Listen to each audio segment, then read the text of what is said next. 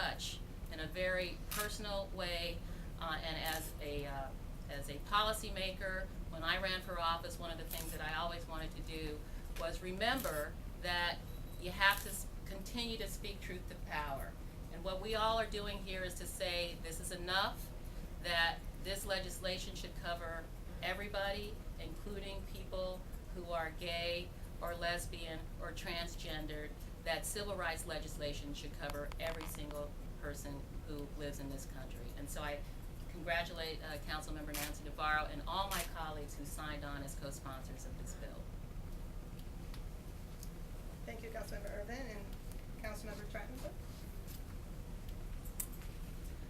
I want to thank Councilmember Navarro for her leadership on this important piece of legislation. I also want to thank all of my colleagues who are joined with Councilmember Navarro today and those that are not able to be here. And I also want to thank the advocates that are in the room this afternoon. As many of you know, in the past 25 years, I've been a strong voice for women's rights, and that includes LGBT rights. And I've learned a very basic value in those 25 years, and that is that we must remain and be bold and uncompromising. We must be bold and uncompromising in our support of full benefits for all domestic partners. We must be bold and uncompromising as we await the AG opinion right here in Maryland that will validate all out-of-state same-sex marriages. And we must be bold and uncompromising in our efforts to ensure full equality for all Marylanders, and that includes the basic right to marry. Equal marriage must become a reality here in Maryland. And we must continue to articulate our unwavering support for lesbian, gay, bisexual, and transgender individuals in Maryland and right here in Montgomery County. So again, I want to applaud Councilmember Navarro and thank all of you for being here today, and let's keep up the good fight and see to it that everyone has equal rights. Thank you, Councilmember Trachtenberg. And now Nancy Florine. Well, Nancy, I join my our colleagues in congratulating you. It took getting a new member, our newest member of the county council, to get us moving in this regard, and so our hats are really off to Nancy. Andy Warhol famously said, "They say that time changes things, but you actually have to change them yourself," and that's exactly why we're here today. I'm really proud to be here with my colleagues to show my support as an ally in the ongoing fight for equality. We all know this fight is not over.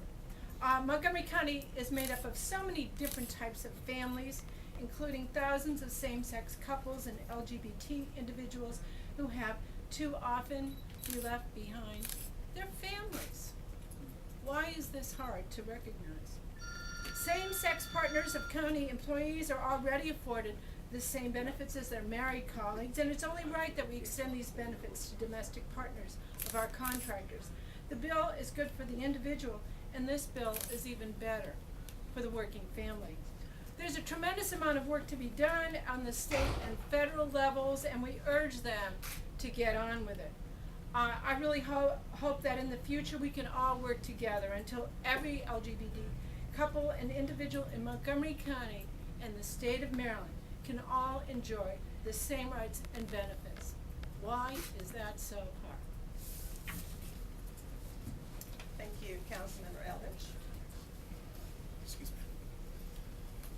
I want to thank Nancy for bringing this forward. I think this is really, it's important legislation. I come out of a tradition. Tacoma Park was one of the first places to recognize domestic partnerships. I want to think almost 2 decades ago. It's kind of sad to see how not far we've gotten in that time. And I've always, tried to keep in mind that civil rights have no exception. You can't say you're a civil rights advocate or equal rights advocate, and then start carving portions of the population out from who's entitled to civil rights and who's entitled to equal rights. So this is the right thing to do. It's long past the right time to do it. I guess the good news is that I think climate's beginning shift, and this is becoming something which people are coming to grips with and are able to deal with, but we should have done this a long time ago. I'm glad that Nancy had the courage to bring it forward now, and I look forward to the passage of this bill. Thank you, Mark. And now Councilmember Berliner. Let me add my congratulations to Councilmember Navarro for bringing this legislation forward. It builds upon Montgomery County's long and proud tradition of fighting discrimination. Committed same-sex partners do not have the same rights to basic health care that married heterosexual couples have. Our county extends these benefits equally. Those who work for us should as well. And to the extent to which this legislation helps change the dynamic in Annapolis with respect to the overarching issue of civil marriage, so be it. That's a good thing too. So congratulations. I just want to point out that Council President Andrews could not be with us this afternoon, but he is a supporter, as well as Councilmember Leventhal. And so with that, I want to thank Equality Maryland. I want to thank the advocates that are here. I want to thank my colleagues and, of course, the executive who also was not able to be here for the support. We will engage in lively conversation during our work session, and we'll have